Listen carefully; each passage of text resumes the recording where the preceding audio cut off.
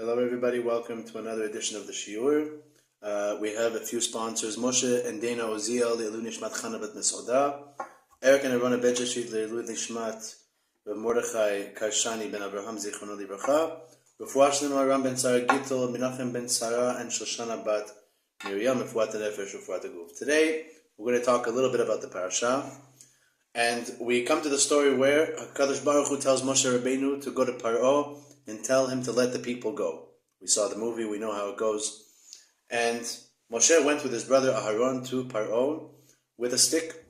And Paro said, "You want me to let the Jewish people go? I need a sign. You're claiming that you're coming from HaKadosh Baruch Hu. I need a sign that this is from Hashem." Moshe Rabbeinu said, "No problem." Aharon HaKohen took his stick, he threw it on the floor, and the stick became a snake. Wow, clearly that's HaKadosh Baruch Hu. How else can that happen?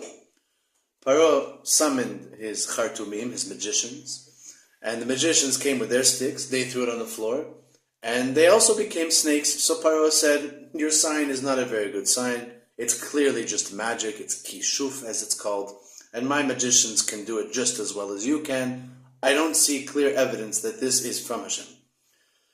So Moshe Rabbeinu said, "Wait, there's more." Aharon HaKohen turned his stick back into a snake, back into a stick.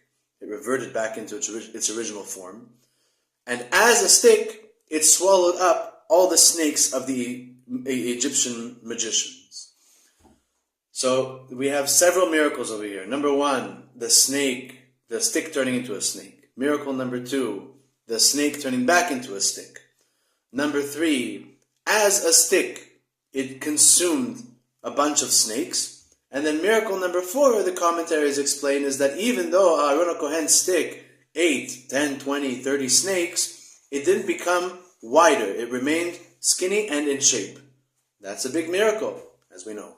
And therefore, Paro should at this point have been clearly convinced. His magicians were not able to duplicate those other tricks. And this is clear evidence that it's from HaKadosh Baruch Hu. And yet, Paro told Moshe Rabbeinu that he's not convinced. And the Gemara in Menachot tells us a conversation at that point between Moshe Rabbeinu and the magicians. Amar leYochana uMamre leMoshe. Yochana and Mamre were two of the chief magicians in Paro's palace. And they told Moshe Rabbeinu, Teven ata machnis la'Afaraim. You're bringing produce to a place called Afaraim where they grow a lot of produce. You're bringing magic into the home of magic. Egypt is the world, the center for magic in the entire world. There are no better magicians anywhere else than in Egypt. So you're not teaching us anything new, Moshe Rabbeinu. What are you trying to do by bringing this magic here? Amar lehu, Moshe Rabbeinu told them, Amri inshi lemata yarka yarka shokol. Moshe Rabbeinu responded with the following. He said, when you go to a city of vegetables, a city of produce, you bring your vegetables because, as Rashi explains, in the city, in the home, the center for vegetables, for produce, so that will be the wholesale center, and they're probably going to have a very big marketplace, and people from all over the world and other cities are going to come to this place, to Afaraim, to buy their produce. And therefore, I'm going to bring my vegetables there so that I can sell it in your marketplace. That was Moshe Rabbeinu's response. So to here, I have my magic. I'm going to bring it to the home of magic so I can sell my magic, so to speak. Now, question number one is, what is this response of Moshe Rabbeinu? What exactly does it mean? How does it answer the question? And point number two is that surely Moshe Rabbeinu should have said something much more simple, which is, well, this is not magic. You're accusing me of bringing magic to the home of magic. This is not magic. This is HaKadosh Baruch Hu. How do I know it's from HaKadosh Baruch Hu? Because not only did my stick turn into a snake, which you were able to duplicate, but yet all these other miracles that you were not able to duplicate. So surely this is not magic, this is beyond magic.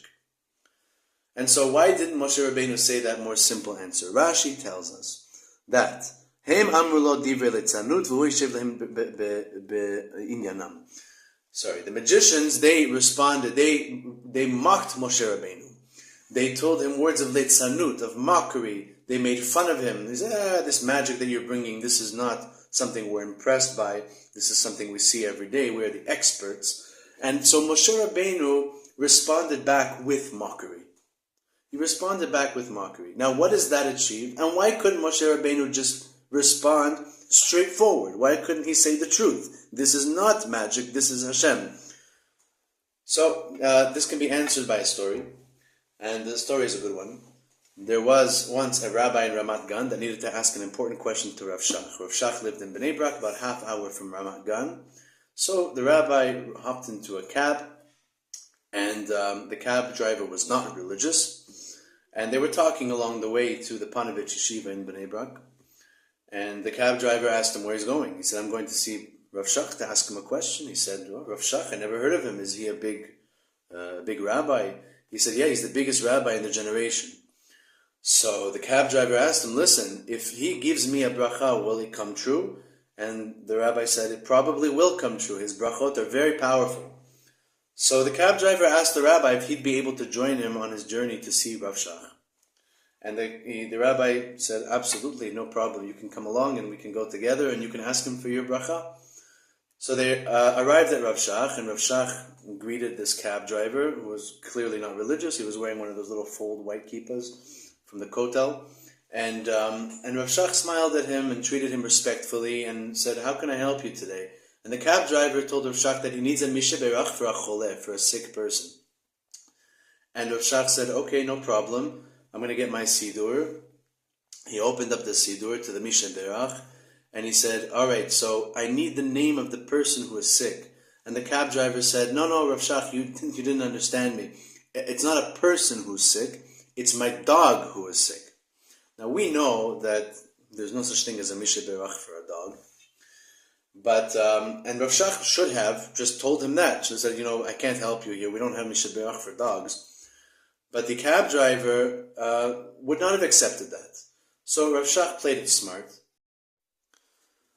And Rav Shach said to him that he's going to need the name of his dog in order to give the mishe berach. So the cab driver said, my dog's name is Lassie, and please give him a mishe berach if you don't mind. So Rav Shach said, mishe berach v'teinu Abraham Yitzchak Yaakov, and he said the whole thing, and he said, hu yivarech, hu yirapeh et hacholeh, Lassie, but what's Lassie's mother's name? Rav Shach asked the cab driver. The cab driver said, thought for a minute, said, look, I bought Lassie 10 years ago at the store, and they never told me Lassie's mother's name. Maybe she didn't have a name. So Rav Shach closed the sidur and said, regretfully, sir, I can't help you. In order to effectively say this mishe berach, I'm going to need the name of the choleh and the mother's name of the choleh, otherwise it's not going to work. So the cab driver smiled and said, well, thank you very much. I'm sorry I couldn't provide the mother's name. And he went back into his cab and went back home. Now, why couldn't Rav Shach just tell him there's no such thing as a mishe berach for dogs? Get out of here. And the answer is because if he were to have told that to the cab driver would not have accepted it. He would have said, this is my dog. What do you mean? There's no mishe. Why is a dog different than a person? The dog means a lot to me. He's very special to me. He's part of the family. Why can't I have a mishe berach for my dog, just like I would have for any other person who's not well? He wouldn't have accepted it. And so what Rav Shach did is he took the hashkafot, the ideologies and the opinions of this cab driver who was speaking to him, and he turned it back onto him. He responded to his quote-unquote mockery, which wasn't intended as mockery, but Rav Shach responded to that with mockery. He fought fire with fire. And when you do that, so that could achieve one of two things. Either the cab driver will never learn his mistake, and he'll nevertheless go home happy and feel unattacked. But in the best case scenario, the cab driver will drive home. He has a half hour ahead of him. Think about the episode that just occurred. And he'll think to himself, well, maybe there is actually no such thing as a mishe berach for a dog. He'll come to the conclusion on his own. So what we see here is the same thing. By Moshe Rabbeinu, by Aaron HaKohen, and the magicians in Mitzrayim, if they were to have told them, look, this is HaKadosh Baruch Hu, clearly, this is not magic, they wouldn't have accepted that. They would have told him, you and Hashem, you're always talking about Hashem, you're a fanatic, you're over the top, you're too religious, and they wouldn't have accepted such a thing. It doesn't sit well with them, and they would have rejected it. Now Moshe Rabbeinu comes with a very smart claim and says, well, look, I know that magic is not true. It's not magic, and what I did is not magic. But you are claiming that it is magic, and you're wrong. But once you're claiming that it's magic, I'm going to respond to you with your idea, with what you're telling me. I'm going to flip it back onto you. Their reaction was, it doesn't say in the Gemara what their reaction was, but probably dumbfounded. They probably had no idea what to do with themselves. They were totally befuddled. And either they just walked away, or maybe they came to realize their mistake, that there is no such thing as magic, and magic is powerless, and that Moshe Rabbeinu really is coming on behalf of HaKadosh Baruch Hu. When you want to tell somebody something, you have to speak their language. If you don't speak their language, then they're not going to listen to you. It's like speaking Chinese to a Canadian, although, whatever, maybe that would probably work nowadays, but it's like speaking a foreign language to someone who doesn't speak that language. They're not going to listen, it's not going to register. And that is the only way to get through to somebody. That is what we learned from this Gemara here in Menachot. One of my favorite examples, something that I'm very proud that I came up with on my own, is talking in shul. People talk in shul all the time, yapping away. In the middle of Chazarat HaShatz, the repetition of the Amidah, in the middle of Kriyat HaTorah, where in all the books, in Shulchan Aruch, everywhere, it says completely forbidden to talk during Tefillah. Anytime we're praying, you cannot be talking. It's completely forbidden. Asur, asur, asur. Okay, now, if I see somebody talking in shul and I go up to them and say, hey, you know that the Shulchan Aruch says that you're not allowed to talk in shul. So, 1 out of 100 people will say, oh yeah, really, I didn't know that. Okay, I'll shut up now. But the other 99 will just continue talking, and in fact, they'll probably never talk to you again, and they'll look at you negatively and look down upon you, and maybe look down on the whole religion as an entirety. But I think that based on this idea, the real way to approach that, if you see somebody talking in shul, is you speak to them with their language.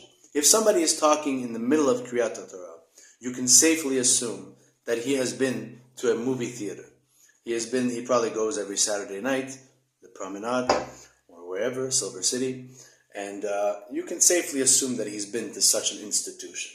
So you tell that person, listen, sir, when you go to a movie, do you appreciate it when there's a bunch of teenagers behind you that are talking really loud and interrupting your experience?